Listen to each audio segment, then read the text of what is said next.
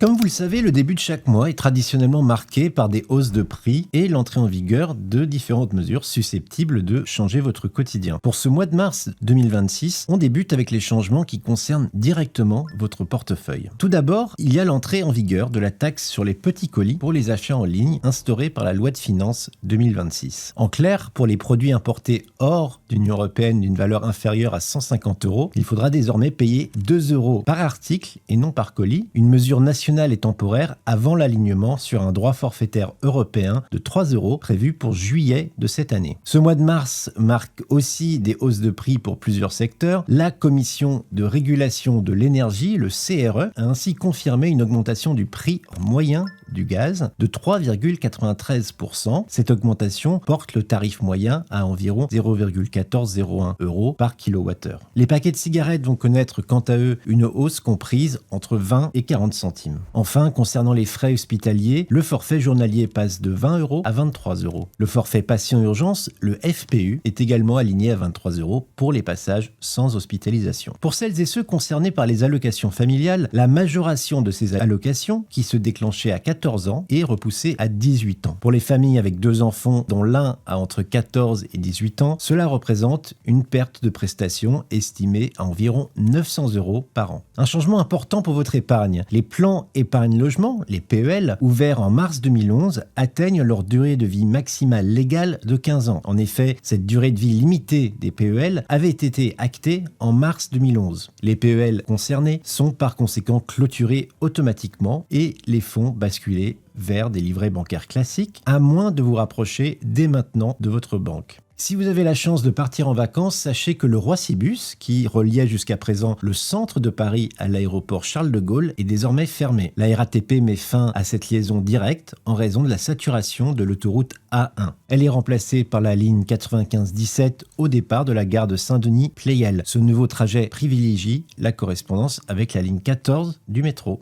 Et si vous prenez votre voiture, les tarifs des cartes grises augmentent sous le double effet d'un durcissement du malus écologique au niveau national et de la hausse des tarifs votés par plusieurs conseils régionaux. Sur l'année 2026, on estime l'augmentation du prix de la carte grise d'environ 2,4 % en moyenne. Un rappel pour terminer, la trêve hivernale se poursuit jusqu'au 31 mars de cette année.